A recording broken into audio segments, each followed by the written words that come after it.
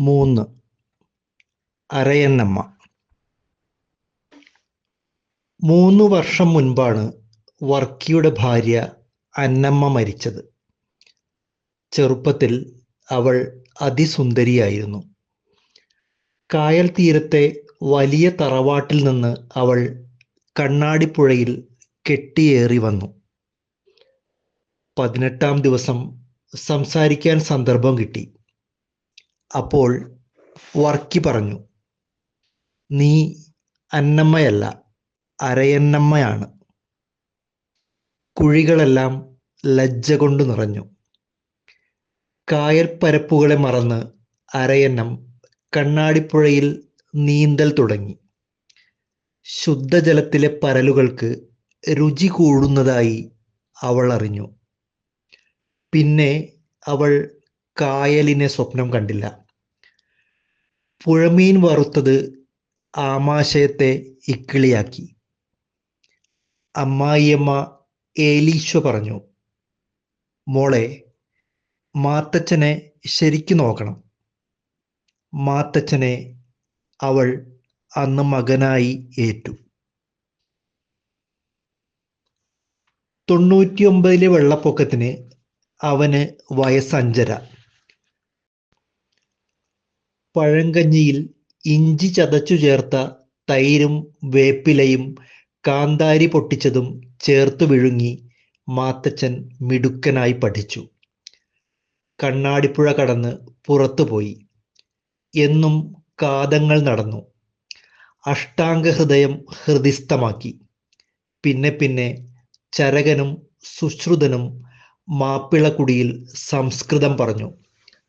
തുമ്പയും ഗരുഡക്കൊടിയും പാലിയിൽ ദ്രാവിഡം ഒഴിഞ്ഞു. ഹരിവംശം ചുരുളഴിഞ്ഞ് താഴെ വീണു. മേഘം സന്ദേശകാവ്യങ്ങളിൽ പെയ്തു. വർക്കിക്ക് കള്ളുഹരമായിരുന്നു. എന്നാൽ പച്ചിലയും കത്രികയും പോലെ കഷായം കുടിച്ച് സുഖക്കേട് മാറുമ്പോൾ നാട്ടുകാർ അവൻ്റെ ചികിത്സാവിധിയെ നിർവചിച്ചത് അങ്ങനെയാണ്. അങ്ങനെയാണ് തോമാ വൈദ്യനും കള്ളിനോട് ബഹുമാനം തോന്നിയത്. പക്ഷേ എല്ലാ പരീക്ഷകളിലും ജയിക്കുന്ന മാത്തച്ഛനെ ഓർത്ത് വൈദ്യർ സഹിച്ചു. സഹനങ്ങളുടെ അർത്ഥമാരാഞ്ഞ് മാത്തച്ഛൻ കമ്മ്യൂണിസ്റ്റായി. അന്നമ്മ തിരി കത്തിച്ചു പ്രാർത്ഥിച്ചു, "ദൈവമേ, അവന് സൽബുദ്ധി തോന്നണേ." കുഞ്ഞിക്കുട്ടൻ്റെയും ഇക്കാവമ്മയുടെയും കവിതകൾ ചൊല്ലിത്തർക്കിച്ചിട്ടും ബൈബിൾ സമൂലം വായിച്ചു പഠിച്ചിട്ടും കഷ്ടം, അവന് സൽബുദ്ധി തോന്നി. അമ്മായി അമ്മയും മരുമകളും ഒരേ പേറ്ററയിൽ വേദന കൊള്ളുമ്പോൾ സിയാൽക്കോട്ടിൽ ചെന്ന് അവൻ അർത്ഥരഹിതമായ ഇടംവലം ചവിട്ടി. Major Mathew Thomas.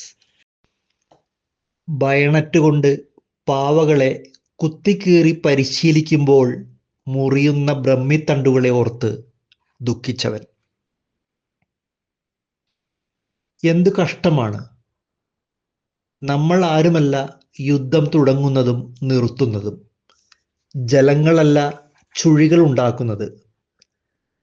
ശാലകദേശ ഋതുവിലാസങ്ങൾ മഹാഭാരതം കൊണ്ട് മൂളിത്തീർത്ത് മദ്രപുരേശനെ ഓർത്ത് നെടുവീർപ്പുമിട്ട് ദുര്യോധനാവർത്തനീം എന്നുമൊഴിഞ്ഞ് മാത്തച്ഛൻ തിരിച്ചു പോരുന്നുവെന്ന് വർക്കിയോ അന്നമ്മയോ അറിഞ്ഞില്ല. അവർക്ക് മക്കൾ 5 അമ്മായിയപ്പൻ രഹസ്യത്തിൽ തൻ്റെ ഭർത്താവിനോട് കള്ളു ചോദിച്ചു തുടങ്ങിയിരുന്നു. കാലം ആകെ മാറിയിരുന്നു. അപ്പോഴും അന്നമ്മ തിരിനീട്ടി പ്രാർത്ഥിച്ചു പോന്നു. ഇന്ന് തോമസിനറിയാം, ഉത്തരം കിട്ടാത്ത ഓരോ പ്രാർത്ഥനയുടെ അവസാനത്തെയും ഉത്തരമായി അവരോധിച്ചുകൊണ്ട് അവരുടെ മൗഢ്യം നീളുകയായിരുന്നു. മറ്റൊരു മൗഢ്യം പോലെ ജീവിതവും. വാൾ ഇല്ലാതെ പടവെട്ടുന്ന മക്കൾ, നിറം ഇല്ലാതെ ചിന്തുന്ന രക്തം, ചതിക്കുന്ന തെങ്ങുകൾ, ജലത്തിൽ ആഴുന്ന സന്തോഷങ്ങൾ, രാത്രികളിലെ പരിത്യക്ത ഭൂമിയിൽ വറ്റാത്ത കിണർ പോലെയുള്ള പ്രാചീന പുലർക്കാലങ്ങളുടെ കുറുകലുകൾ. മരിക്കുന്നതിന് 8 നാൾ മുമ്പ് അവൾ തോമസിനോട് ചോദിച്ചു, മോനെ, നീ പറ, ഞാൻ എന്തിനാ ജീവിച്ചേ? രണ്ടാമത്തെ മകൾ കാലിൽ തട്ടി പറഞ്ഞു, ഇത് നല്ല കൂത്ത്. അമ്മയുടെ ഒരു കാര്യം, അമ്മയ്ക്കിപ്പോൾ എന്താ കുഴപ്പം? ഞങ്ങളില്ലേ? ഞാൻ അനുഭവിക്കുന്നത് വെച്ച് നോക്കിയാൽ അമ്മയ്ക്ക് എന്ത് കുറവാന്നാ പറയണേ? എന്ത് കഷ്ടം, അവൾ ചോദിക്കുന്നതും ശരി. അനേകം ശരികൾക്കിടയ്ക്ക് ഉത്തരം കിട്ടാത്ത ഒരു തെറ്റുപോലെ തെറ്റിപ്പോകുന്ന ചോദ്യങ്ങൾ ശരിയായി വന്നു വീഴുന്നു. വഴുവഴുക്കുന്ന പടവുകളിൽ കൂടെ ഉത്തരങ്ങൾ വഴുതിപ്പോകുന്നു.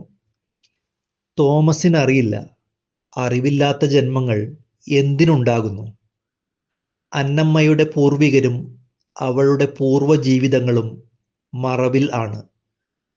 തോമാ വൈദ്യരുടെ ആയുർവേദത്തിൽ ശരിയായ സുഖക്കേടിന് മരുന്നില്ല. അപ്പോൾ ചികിത്സയുടെ അർത്ഥം എന്താണ്?